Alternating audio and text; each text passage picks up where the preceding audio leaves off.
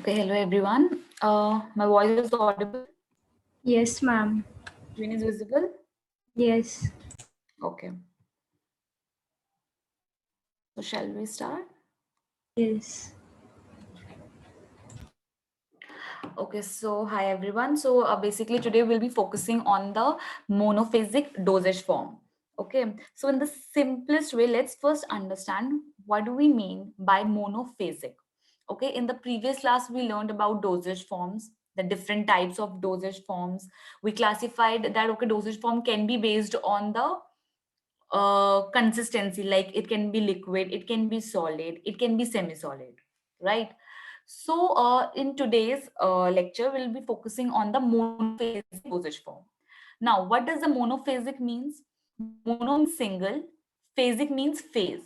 So basically we'll be focusing on the monophasic dosage form as too many compounds getting mixed in one single phase. For example, you can take an example of some syrup. That's why I have made this image inserted.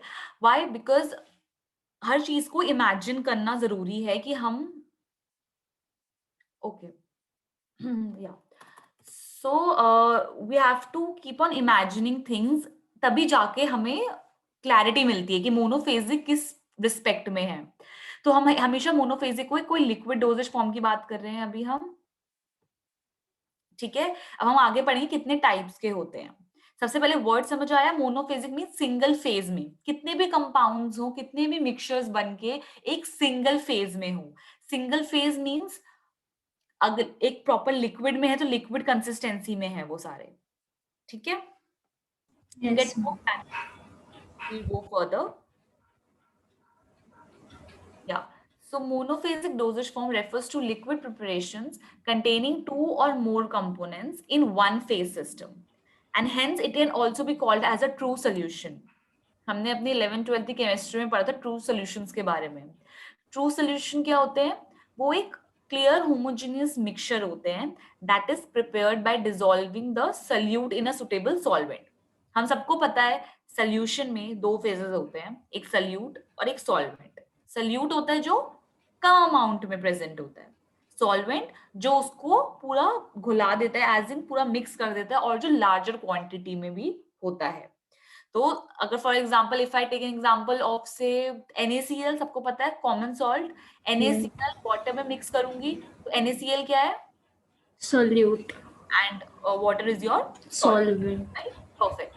तो जब वो properly mix हो जाते हैं तो वो एक homogeneous mixture. Homogeneous means कोई भी पार्टिकल एज सच विजिबल नहीं होना चाहिए, एक प्रॉपर क्लियर सोल्यूशन बनना चाहिए.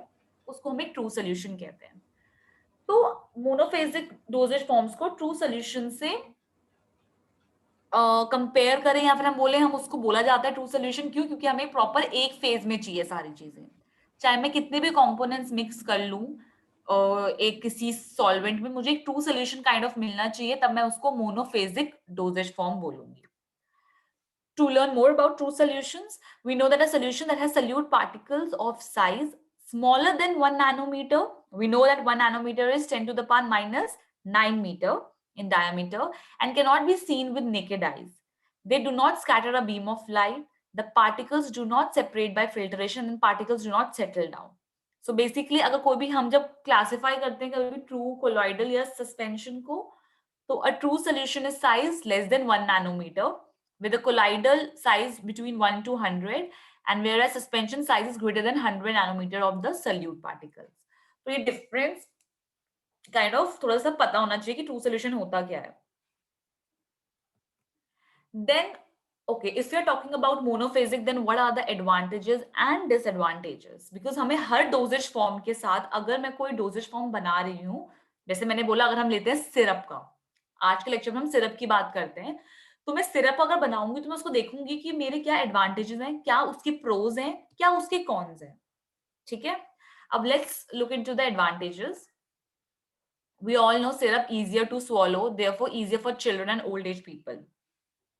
Also, जनरली बच्चों को सिरप दिया जाता है, क्यों?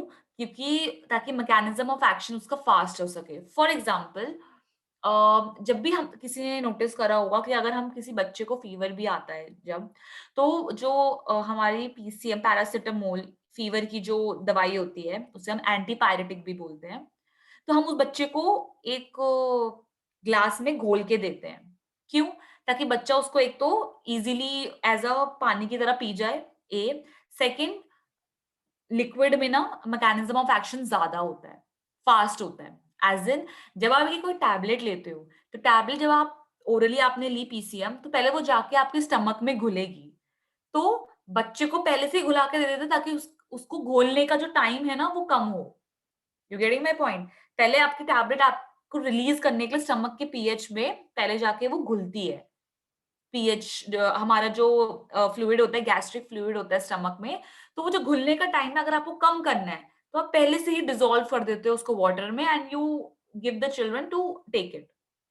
तो it is easier to swallow and therefore easier for children and old age people. Liquid dosage forms basically facilitate absorption of drug faster than solid dosage form as drug is already in solution form. The second point is what I was talking about. Solid doses form से ज्यादा आपका liquid doses form ज्यादा better होती है क्योंकि absorption उसकी ज्यादा है. It is homogeneous, therefore give uniform dose, then suspension or emulsion which needs shaking. So हमने last time he suspension and emulsion का पढ़ा था. Can anyone tell me the difference between the two? दोनों ही बाइफेजिक होते हैं, दोनों ही दो फेज से बने होते हैं, दो फेजेस से.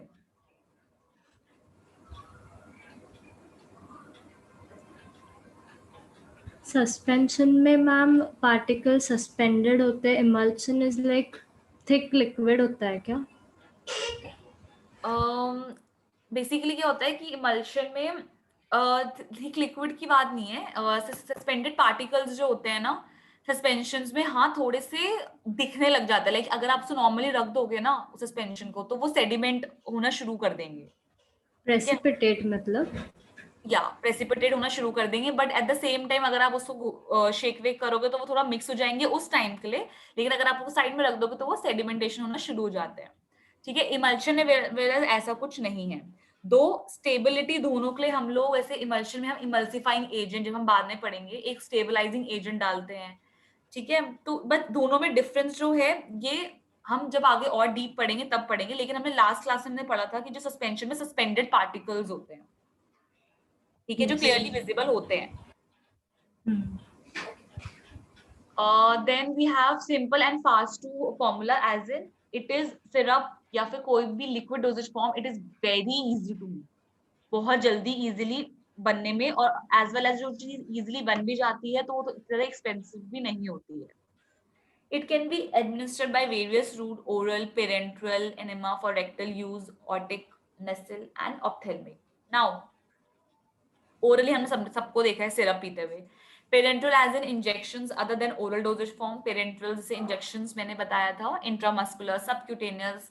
तो बेसिकली इंजेक्शंस में भी तो हम लिक्विड ही डालते हैं. तो अगर किसी मैंने बताया था ओरली जब हम कभी नहीं देंगे, जब भी अनकॉन्शियस होगा, तो वी यूजुअली प्रेफर कि इंजेक्शन से दे दें हम. जैसे फॉर एग्जांपल कोई अगर जिसका बीपी कई बार कम रहता है, कोई जैसे बेहोश हो जाते हैं, ठीक है, तो पेशेंट्स को क्या करते हैं, ग्लूकोज चढ़ाते हैं. सबको पता है डिप जिसे कहते हैं, साइंस ग्लूकोज डेक्सट्रोज की डिप देते हैं ताकि कि उसका जो अंदर का जो सॉल्ट का ऑस्मोटिक लेवल है वो इजीली जल्दी आ जाए, रिकवर हो जाए वो. ठीक है, जितना भी ड्रॉप हुआ है बीपी में. तो क्या करते हैं हम उसके लिए, जो हम उसमें डिप चढ़ाते हैं, तो वो हमें एक हल्का सा उसमें इंजेक्ट करके, इंजेक्शन से ही तो देते हैं हम उसे, ये नहीं कि बेहोश हो रखा है तो हम उसे ओरली ग्लूकोज देते रहेंगे. क्यों? कि वो कहीं गलत जगह भी जा सकता है, राइट? दैट्स व्हाई ये जो फॉर्म है लिक्विड डोजेज फॉर्म जो है ये बहुत रूट से दी जा सकती है easily. Then we have disadvantages. Disadvantages we have, they are bulky, so difficult to transport and store. Now, अब हमें जो हमें पता है कि बहुत सारे बड़े बड़े कंटेनर्स भी आते हैं, ठीक है, क्योंकि हमें पता है कि सिरप जो है, अगर आप कोई से बीटाडीन का सिरप, सबको पता है कोविड में बहुत ज्यादा बोला गया था गार्गल्स करो उस सिरप के, बीटाडीन के, और टेक डाइजीन. तो डाइजीन हमें पता है कि अगर हम कोई चीज लिक्विड डोजेज फॉर्म में ले रहे हैं तो हमेशा बोला जाता है कि डाइजीन भी लो ना, जब भी हमें एसिडिटी वगैरह होती है तो बोलते हैं डाइजीन लो. देखिए है कोई सिरप डाइजीन का? Yes ma'am. तो क्या होता है उसमें कि देखो, अब डाइजीन है, डाइजीन का बोला जाता है कि 2 चम्मच लो, ठीक है. वेयर अगर आपको डाइजीन की टैबलेट्स भी आते तो सिर्फ एक टैबलेट आपने जल्दी से ले ली. तो जो उनकी स्टोरेज और ट्रांसपोर्टेशन है लिक्विड की वो थोड़ा डिफिकल्ट भी है, एज वेल एज थोड़ा ध्यान भी रखना पड़ता है, ठीक है. Water is commonly used vehicle which is prone to microbial growth, so addition of preservative is needed. This point हम पढ़ेंगे आगे, बट ये बहुत एसेंशियल है. हमें पता है कि ऑब्वियसली कंसिस्टेंसी बनाने के लिए सॉल्वेंट डालते हैं हम लोग, तो एट द सेम टाइम जो हमारा लिक्विड डोजेज फॉर्म्स हैं, ये सारी जो सिरप्स हो गए, एलेक्चर्स और जितने भी मिक्सचर्स वगैरह हो गए, ये सारे बहुत ज्यादा प्रोन होते हैं माइक्रोबियल ग्रोथ के, एज इन कि इसमें ग्रोथ बहुत जल्दी हो जाएगी माइक्रोब्स की, और डिग्रेडेशन मतलब कि ज्यादा टाइम के लिए हम स्टोर भी नहीं कर सकते इन सबको. अगर करना है तो बहुत प्रॉपर्ली इनकी देखना पड़ता है इनको. So when exposed to direct sunlight, it may undergo hydrolysis. So need to store in cool and dry place. कभी भी ना, जब भी घर में बीटाडीन या फिर डाइजीन वगैरह करो, हमेशा पैक में देखा करो लिखा होता है store in cool and dry place, dark place या dry place, keep it away from children. तो ये सारे प्रिकॉशन इसलिए लिखे जाते हैं, and we should study them. क्यों? क्योंकि कई बार लोग जनरली ऐसे ही रख देते हैं कि चलो कुछ नहीं होता, बट हमारी मेडिकेशन, हमारे ड्रग्स को भी proper care and proper storage की जरूरत होती है. Drug stability reduced by hydrolysis or oxidation, so they have shorter expire date than solid dosage form. ये बहुत essential parameters है. एक चीज है एडवांटेज इसकी सॉलिड डोजेज फॉर्म से, क्या है कि लिक्विड डोजेज फॉर्म एब्जॉर्प्शन अच्छा करती है, कि अगर मैंने लिया तो मेरा इमीडिएट एक्शन शो करेगी वो, ठीक है. पर एक डिसएडवांटेज है कि जो हमारे सॉलिड डोजेज फॉर्म है, जैसे टैबलेट्स, ठीक है, मैं टैबलेट्स की बात करती हूँ, कोई भी टैबलेट आप लोगे तो उसकी जो एक्सपायरी पीरियड होता है ना वो बहुत लंबा होता है, ठीक है, मतलब आप बहुत लॉन्ग टाइम तक उसको यूज कर सकते हो. बट लिक्विड के साथ ऐसा नहीं है. लिक्विड बिकॉज हमने अभी ऊपर डिस्कस करा कि क्योंकि सॉल्वेंट होता है उसमें बहुत सारा, तो माइक्रोबियल ग्रोथ, डिग्रेडेशन के बहुत ज्यादा प्रॉब्लम होते हैं, ठीक है. So that's why drug stability से बहुत बड़ा क्राइटेरिया है. ऑल्सो प्रिजर्वेटिव्स भी, आप बोलोगे कि चलो कोई नहीं हम प्रिजर्वेटिव, ठीक है, प्रिजर्वेटिव्स भी हम हर जगह नहीं डाल सकते, क्योंकि जो हम जनरली हम सिरप्स यूज करते हैं तो उसमें सुक्रोज एक स्वीटनर है, तो उसके साथ रिएक्शन हो जाता है प्रिजर्वेटिव्स का, तो वहां पे हमें थोड़ा ध्यान रखना है. तो हम आगे पढ़ेंगे कि कौन सी परसेंटेज पे हम प्रिजर्वेटिव डाल सकते हैं, ठीक है. तो other major sign of drug instability are colour change, precipitation, microbial growth. सबसे बेस्ट क्या होता है, हम लोग स्मेल करते हैं यूजुअली. अगर हम सपोज मेरे पास डाइजीन की बॉटल है एंड से वो 2-3 साल हो गए उसको, सबसे पहले मैं खोलूंगी, मैं पहले उसके कलर चेंज देखूंगी, मैं स्मेल करके देखूंगी कहीं फाउल ओडो तो नहीं आ रही है. तो ये सब चीजें जो साइंस बताते हैं ऑफ ड्रग इंस्टेबिलिटी के, ठीक है. Any doubt so far? No ma'am. No, ma'am. If I'm going at a more faster pace, you can also stop me and tell me, okay? Okay, now we'll come to the major part, which is the classification. Classification बहुत simple है. कुछ होता है liquids meant for internal administration and liquids meant for external. Internal मतलब जो हम अंदर हमारी बॉडी को जाएंगे, external मतलब externally आप लगा रहे हो. अब इनके क्लासिफिकेशंस फर्दर क्या है? We have syrups. Syrups take example of कोई भी कफ सिरप देख लो, ठीक है. We have mixtures. मिक्सचर्स में भी, कफ सिरप्स में भी आजकल कॉम्बिनेशन आ गए हैं. एलेक्चर्स, हम सबका डिफरेंस देखेंगे. लास्ट क्लास में एक बच्चे ने पूछा था सिरप्स एंड एलेक्चर्स में, सब लिक्विड डोजेज फॉर्म ही है, बट इनके अंदर अल्कोहल कंटेंट थोड़ा ज्यादा होता है, ठीक है, एलेक्चर्स में, तो वो भी हम पढ़ेंगे. लिंक्टिसेस.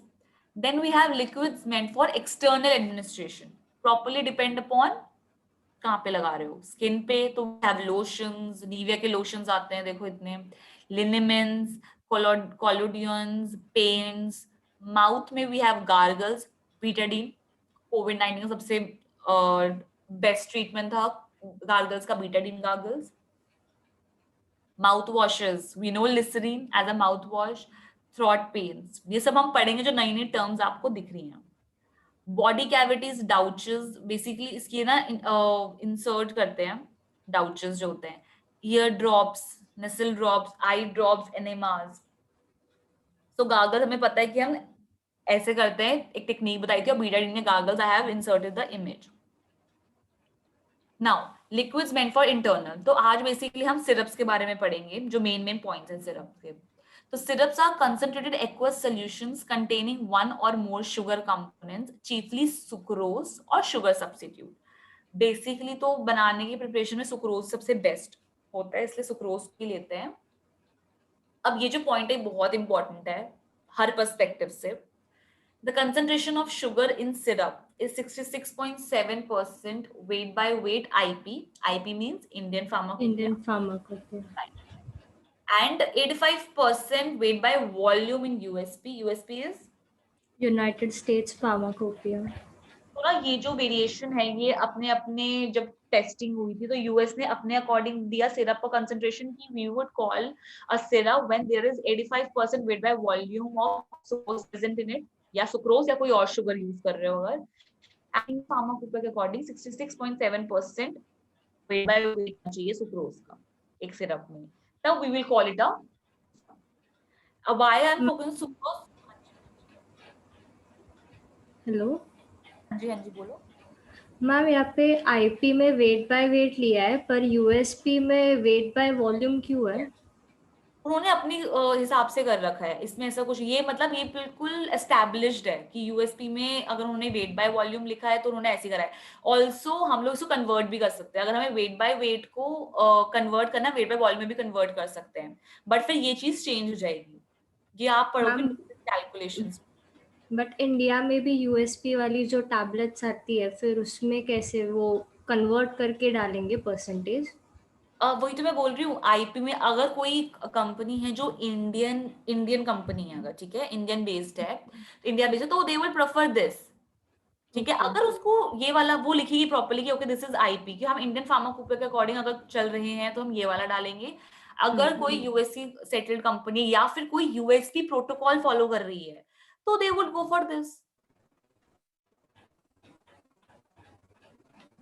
ओके, ऑल्सो Yes, अगर किसी को, और हमेशा ये लोग अपने प्रोटोकॉल में कोई भी कंपनी अपने लाइसेंसिंग अथॉरिटी की we will be following USP protocol या फिर आईपी, दोनों चीजें फॉलो नहीं कर सकते क्योंकि आगे जाके आप और पढ़ोगे, जैसे हम टैबलेट्स की जब टेस्ट करते हैं तो टैबलेट्स में भी जो टेस्ट करे जाते हैं यू नो टैब सही बनी है नहीं बनी है, तो उसमें भी आईपी का प्रोटोकॉल अलग होते हैं, पी के प्रोटोकॉल अलग होते हैं, you can't follow both of them. okay. Okay, so अब हम सुक्रोज क्यों लेते हैं ये हम नेक्स्ट स्लाइड में पढ़ेंगे कि व्हाई वी प्रेफर, मतलब एडवांटेजेस है सुक्रोज की वो। अब हम सिरप्स में पहले हम देखते हैं कि 3 टाइप के हैं। We have medicated syrups, cough syrups, जिसमें कि हमारे टू ट्रीट उसमें वो मेडिकेशंस डाली जाती हैं। Non medic just for flavoured we have cherry syrup और बहुत सारे होते हैं, just took one example. Invert syrup होते हैं, इन्वर्ट सिरप कुछ भी नहीं है, बस इसकी थोड़ी प्रिपरेशन अलग है। So basically they are prepared by hydrolyzing sucrose with HCl and later they are neutralized by calcium and sodium carbonate. जो भी invert sugar होता है it is 1.23 times sweet as sucrose. ठीक है, next अब मैंने बोला sugars, any doubt? No ma'am. अब मैंने बोला था एक चीज कि जो शुगर्स जो यूज्ड होती हैं और सिरप्स में 2 टाइप की होती है, सुक्रोज या dextrose. We all know dextrose कुछ नहीं होता, डी आइसोमर है ऑफ आर ग्लूकोज। ठीक है, तो जनरली हम 90% हम सुक्रोज ही यूज करते हैं। ये अब एक डाइसेक्राइड होता है जब हम हाइड्रोलिसिस करते हैं, split into dextrose and levulose, right. And basically levulose का था ये। लेवुलोज is also responsible for the brown discoloration which develops in some colorless syrup. This change is called as caramelization. तो ये बेसिकली एक्सपेरिमेंट किया गया था जिसमें कि हमने सुक्रोज डाला था, तो उसमें क्या हुआ था, विद टाइम उसका कैरामलाइजेशन या फिर बोलो डिस्कलरेशन हो रहा है, ब्राउन देख रहे हो, पहले वो एक ट्रांसपेरेंट सा, ट्रांसलूसेंट सा, ट्रांसपेरेंट बेसिकली था, फिर जब बहुत टाइम के बाद उसका कलरेशन होने लगा, तो उन्होंने बोला ये जो डिस्कलरेशन हो रहा है ना, डार्कनिंग, ये लेवलोस की वजह से, ठीक है। उसके बाद है ऑल्सो ये जो डिस्कलरेशन है, अगर ये डार्क बन गया तो ये क्या बताता है? नहीं, कैरमलाइज कैरामलाइजेशन तो बताता है, बट हमारे सिरप के बारे में क्या हो बताएगा? खराब हो गया। या एग्जैक्टली, क्यों? क्योंकि हाइड्रोलिसिस हो गई।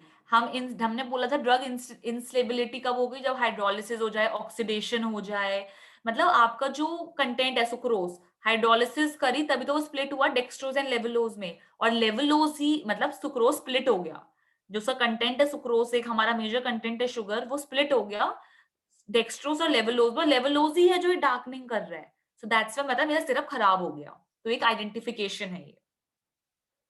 What are the advantages of sucrose? Its purity. It is pure unless and until एक बहुत टाइम के बाद उसकी हाइड्रोलिसिस हो जाए। तो it's high degree of sweetness, relatively cheap, readily soluble in water, lack of color, ease of handling. lack of color as in जब कुछ भी नहीं है, जब हम फ्रेशली बना रहे हैं उसको, तो उसका कलर है ही नहीं। जब उसका कलर तब हो रहा है जब बहुत ज्यादा डार्क हो गया है, खराब हो गया है। Dextrose, which is a D-isomer of your glucose. So basically, dextrose appear in a few of official syrups in USP as a substitute for sucrose in syrup containing strong acid in order to eliminate the discoloration associated with caramelization. एक और point है इसमें कि कैरामलाइजेशन तो होगी sucrose के syrups में अगर बहुत टाइम तक रख दिया गया या फिर बहुत टाइम तक यूज नहीं हुआ वो, ठीक है। बट जो अगर हमारे सिरप्स में स्ट्रॉन्ग एसिड डला हुआ है, तो क्या होता है, स्ट्रॉन्ग एसिड ना बहुत जल्दी कैरामलाइज करना शुरू कर देता है, ठीक है। तो उसकी वजह से क्या करते हैं, पीपल प्रेफर, ये मैन्युफैक्चरर्स प्रेफर डेक्सट्रोज, ठीक है। तो it forms a saturated solution at 50% which is less viscous than a simple syrup. It's saturated, saturated मतलब सबको पता है, Concentrated. या मतलब उसके बाद अगर और करोगे तो वो नहीं ले पाएगा और सल्यूट को। तो जो saturated solution readily supports the growth of micro organisms, मतलब ये डेक्स्ट्रो ऐसी चीज है जो हमने एक सुक्रोज में डिसएडवांटेजेस बोली थी कि भाई माइक्रोबियल ग्रोथ होने लग जाती है, ठीक है। तो लेकिन ये है कि डेक्स्ट्रोज में ये सपोर्ट करता है, ये रेडिली सपोर्ट करता है, मतलब सैचुरेटेड सोल्यूशन जो है ये सपोर्ट करता है, लेकिन यहाँ पे डेक्स्ट्रोज में आप प्रिजर्वेटिव डाल सकते हो, कोई इंटरैक्शन नहीं है। मतलब सुक्रोज में ना आगे आप पढ़ेंगे प्रिजर्वेटिव्स में, जो मैं बताऊंगी कि प्रिजर्वेटिव्स बहुत ध्यान से डालने पड़ते हैं सुक्रोज में, ठीक है। इनका अब आपस में ही रिएक्शन हो जाता है, तो एक कंसंट्रेशन के बाद ही हम डाल सकते हैं। वेयर एज डेक्सट्रोज में क्या है कि पता है कि सोल्यूशन ग्रोथ करता है माइक्रो ऑर्गेनिजम्स की, पर इसमें एक और बहुत अच्छी बात है कि इसमें प्रिजर्वेटिव्स में इजीली डाल सकती हूँ टू प्रोटेक्ट इट। अच्छा, जैसे डेक्सट्रोज क्या है, डी आइसोमर है ग्लूकोज का, ग्लूकॉन डी सबके घर में सबने देखा होगा, यस। राइट। हम उसको स्टोर कर लेते हैं, लेकिन एट द सेम टाइम एक चीज होती है बस कि यार उसमें अगर हम पानी, मतलब अगर आपने कोई गीला चम्मच लेके उसमें डाल रहे हो बार बार, ठीक है, तो आपने देखा होगा बहुत टाइम तक ऐसा नहीं कि बहुत जल्दी खराब हो जाता है वो, ठीक है। वो एब्जॉर्ब कर जाता है मॉइस्चर को, मतलब जो इसका मतलब ये है कि जो डेक्सट्रोज है इट्स क्वाइट स्टेबल, वो इतना इंस्टेबिलिटी शो नहीं करता जितना कि सुक्रोज करता है, ठीक है। Ma'am, sucrose या लेवुलोज? सुक्रोज, सुक्रोज ही क्योंकि डिग्रेड होकर डेक्सट्रोज और लेवलोज बनाता है, डेक्सट्रोज और लेवलोज उसके कंटेंट है अंदर के। बट अगर मैं सिंपल सा डेक्सट्रोज दूंगी ना सिर्फ, which is nothing but D isomer of glucose, simple glucose, Glucon D याद रख लो, इससे एक काम करो। मतलब तो ग्लूकॉन डी में डेक्सट्रोज ही रहता है, बाकी हम लोग जो सिरप्स होते हैं उसमें हम लोग सुक्रोज यूज सुक्रोज करते करते हैं। हैं, हाँ, बट सिरप्स में कई बार मतलब यूज कर देते हैं हम डेक्सट्रोज का, जब पता है हमें कि कोई स्ट्रॉन्ग एसिड है, क्यों, ताकि कि स्ट्रॉन्ग एसिड बहुत जल्दी डिस्कलरेशन करना शुरू कर देता है। मैम मतलब अगर सुक्रोज डाला तो हमें रेस्ट्रिक्शंस है कि कितना प्रिजर्वेटिव डालना चाहिए, हाँ, वो बट मैं आगे अगर बताऊंगी डेक्स्ट कितने कितने बाद आप प्रिजर्वेटिव डाल सकते हो। ओके। मतलब वैसे तो बेस्ट मैंने बताया था 90% सुक्रोज ही यूज करते हैं because of all these characteristics, but एक चीज है, जब भी हमारे पास स्ट्रॉन्ग एसिड होगा तो हम डेक्सट्रोज, मतलब अपने कंटेंट में अगर मेरा जो सिरप बना रही हूँ मैं सिरप, तो मेरा कोई मेडिकेशन में ऐसी डाल रही हूँ, मैं कोई ऐसा एपीआई डाल रही हूँ जिसमें कि स्ट्रॉन्ग एसिड का आ रहा है, तो क्या होता है वो बहुत जल्दी, अगर मैंने सुक्रोज डाला तो वो बहुत जल्दी डिस्कलरेशन शो कर देगा, मतलब कि ब्राउन कलर बहुत जल्दी हो जाएगा कैरेमलाइजेशन सुक्रोज के टाइम पे। तो मैं क्या करूंगी, मैं चूज करूंगी उसको सिर्फ डेक्सट्रोज, क्योंकि स्ट्रॉन्ग एसिड और लेवुलोज अपने बहुत जल्दी मिक्सअप हो जाते हैं। ओके, कोई कंफ्यूजन नहीं है इसमें, बस एक डिसएडवांटेज याद रखनी है आपको, क्या कि स्ट्रॉन्ग एसिड के साथ मैं सुक्रोज नहीं दूंगी, खत्म बात, डेक्सट्रोज प्रेफर करूंगी। ठीक है। उसके बाद ये है कि ऑब्वियसली डेक्सट्रोज ने माना कि ग्रोथ तो कर रहा है माइक्रो ऑर्गेनिजम्स की, बट यहाँ पे कोई वो भी नहीं, हम प्रिजर्वेटिव इजीली डाल सकते हैं। ठीक है। If I look into Glucon D, अगर हम देखते हैं अभी ग्लूकॉन डी का लेबल, ठीक है, 1 सेकेंड, लेबल,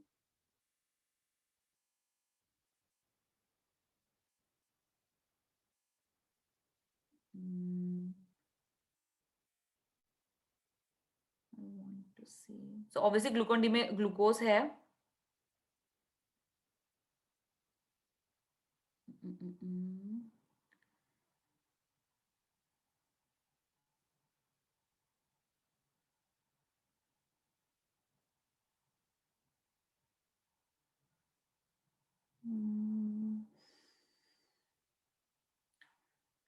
ओके, लेवल का भी देखना है इसका, ठीक है, अगर इसमें कोई प्रिजर्वेटिव डले हैं या नहीं डले हैं।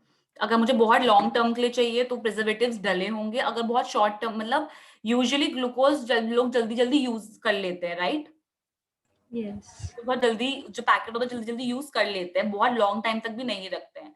पर इन केस अगर आपको लॉन्ग टाइम तक रखना है तो दे प्रेफर कि आप फ्रिज में रखो उसको, क्योंकि फ्रिज में सबसे कम ड्रग इंस्टेबिलिटी होती है। एक तो माइक्रो ऑर्गेनिजम्स बैक्टीरिया से भी बचा रहता है, दूसरी बात है कि जो टेम्परेचर का चेंज की वजह से आपका कंटेंट इंटैक्ट रहेगा, क्योंकि हमें पता है कि दिल्ली हो या मुंबई हो या कहीं से भी, पता है हमें कि ह्यूमिडिटी बहुत ज्यादा, अगर ह्यूमिडिटी ज्यादा हो रही है तो उसमें मॉइस्चर कंटेंट आना शुरू हो जाएगा। ठीक है, तो किसी चीज को भी अगर ज्यादा टाइम तक स्टोर करने, best way is to keep it in the cool place. Also, dextrose dissolves more slowly, it is less sweet. Now comparatively to sucrose, it dissolves less. We know that Glucon D बहुत जल्दी है, glucose बहुत जल्दी mix up होता है, but sucrose से comparatively थोड़ा सा लेस होता है। ठीक है, and also it is less sweet, तो सुक्रोज बहुत ज्यादा स्वीट होता है। नेक्स्ट मैम वो लाइन का मतलब क्या था? वो डेक्सट्रोज में फर्स्ट लाइन है ना, it forms a saturated solution, वो मुझे नहीं मतलब समझा। उसकी कंसिस्टेंसी, मतलब जैसे हमने यहाँ पे ये लिया था ना 85%, 66.7%, तो यहाँ इसकी कंसिस्टेंसी 50% रखते हैं। मतलब टेक इट एज कि 50% हम डेक्सट्रोज डाल रहे हैं, 50% हम वाटर डाल रहे हैं, ऐसे समझ लो। सबकी हम परसेंटेज ले रहे हैं ना, हाँ, तो वो बोल रहे हैं ओके 50% हम लेते हैं अपने डेक्सट्रोज को, तो वो सैचुरेटेड सोल्यूशन बनाता है। एंड हमें पता है अगर आपने ग्लूकॉन डी जब बनाते हो आप, तो विस्कस कितना, हम कितना ही भरते रहते हैं उसको, विस्कस नहीं बनता, यू नो विस्कस मतलब गाढ़ा, इतना गाढ़ा कि गम जैसा, कभी देखा है गम? यस। तभी वो इतना गाढ़ा नहीं बनता है, तभी इसमें लिखा है it is less viscous than a simple syrup. अगर आप एक सिरप को कंपेयर करो और आप कभी घर में ग्लूकॉन डी को ही मिला लो अपने वाटर में, ठीक है, तो आप देखोगे विस्कस सबसे ज्यादा आपका सिरप ही होता है जिसमें सुक्रोज डला हुआ होगा। Okay, yes ma'am. तो ये कंसिस्टेंसी की 50% लिया जाता है एक saturated solution. Okay, next we have preservation of syrup. Now अब वही बात है, अगर कोई चीज स्वीट है ज्यादा ही, ठीक है, सुक्रोज की जो बात करें, तो उसमें थोड़ा प्रिजर्वेटिव डालना भी जरूरी होता है ताकि मैं लॉन्ग टर्म तक यूज कर सकूं। So many of the official syrups do not contain preservative other than an adequate sucrose concentration. ज्यादातर यूज तो नहीं करते हैं, पर अगर करते भी तो उन्हें सुक्रोज की कंसेंट्रेशन को ध्यान में रखते हुए देना पड़ता है। The concentration of sucrose is an important factor in inhibiting mouth growth. Nearly saturated solution of sucrose, if properly stored, do not need a preservative, as these solutions do not contain free water, so they are anhydrous medium with respect to growth of microorganisms. So basically अगर store सही से कर लिया, also liquids में ज्यादातर क्यों नहीं जरूरत होती, क्योंकि पता है कि बहुत जल्दी यूज हो जाता है. कोई कफ सिरप आपको दिया है 5 दिन का, डॉक्टर ने आपको बोला कि 5 दिन तक लो, 2-2 चम्मच सुबह दिन रात, तो वैसे ही खत्म हो जाता है वो. So certain syrups may contain preservatives if the concentration of sucrose is less than 85% weight by volume of sucrose, then a preservative should be added.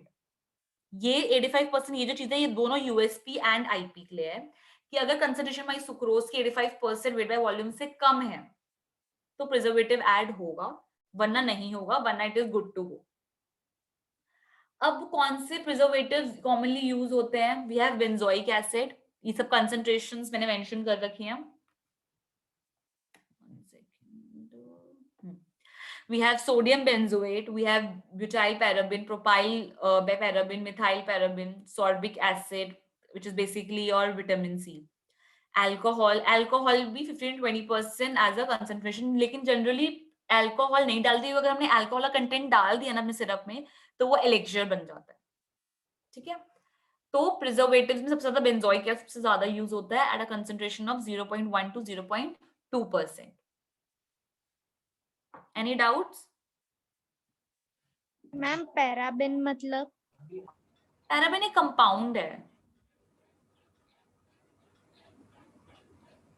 Okay. क्या प्रिजर्वेटिव की तरह एक्ट करता है, बट स्टिल वो क्या है? अच्छा, प्रिजर्वेटिव क्या होते हैं? नहीं, पैराबिन क्या होता? अच्छा, क्या प्रिजर्वेटिव अच्छा, होता है, ठीक है, बट बेसिकली नो है तो प्रिजर्वेटिव ही, बट अगर उसका full form if you are asking, so basically it is para hydroxy benzoic acid. So basically एक बेंजोइक एसिड है आपका, और यहाँ पे क्या है, प्रोपाइल ग्रुप लग जाता है, तो प्रोपाइल पैराबेंजोइक एसिड, पैराबेन का फुल फॉर्म है पैरा हाइड्रोक्सी बेंजोइक एसिड. ठीक है, उसने प्रोपाइल ग्रुप लगा दो, ब्यूटाइल ग्रुप लग गया तो ब्यूटाइल पैराबेन. तो पैराबेन्स तो बहुत आगे भी पढ़ोगे तो बहुत कॉमनली यूज प्रिजर्वेटिव है पैराबेन, जो कॉस्मेटिक्स एंड फार्मास्यूटिकल्स हमारे प्रोडक्ट्स में बहुत ज्यादा यूज होता है.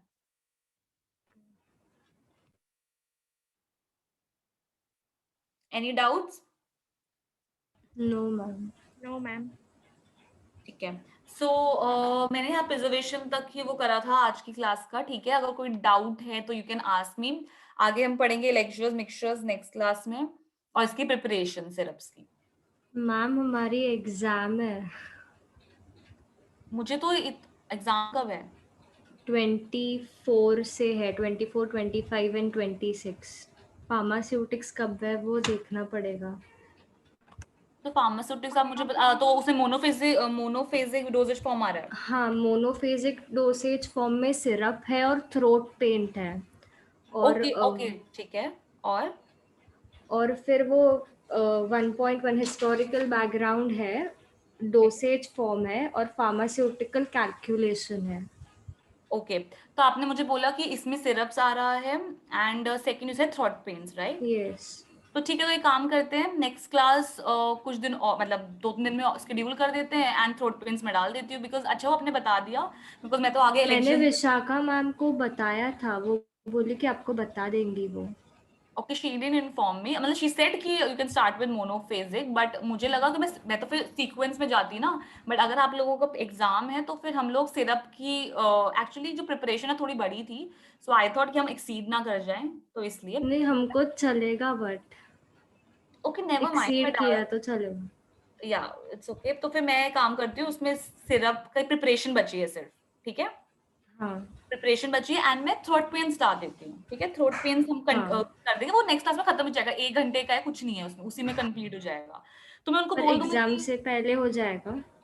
हाँ, मैं भी शेड्यूल करा देती 2-3 दिन के अंदर. Do one thing, tell me your मतलब डेट क्या है. अगर मुझे प्रॉपर डेट का आइडिया हो जाए तो फिर मैं उसके अकॉर्डिंग सेटअप कर लूँ. हाँ, जस्ट मैम फार्मास्यूटिक्स 25th को है.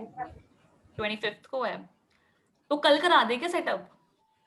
मैम हमको हाँ, ना ठीक है, फार्मास्यूटिकल कैलकुलेशंस भी नहीं आता, बाकी तो डोसेज फॉर्म तो वो डेमो में हो गया है, वो तो हाँ कर वो लेंगे। अब हिस्टोरिकल भी अगर आप नोट्स प्रोवाइड कर दो तो कर लेंगे, पर कैलकुलेशंस तो आपको करवाना पड़ेगा, कैलकुलेशंस और ये थ्रोट पेन। ओके मैंने एक्चुअली बात करी थी and I told okay we will sort it out, okay no problem.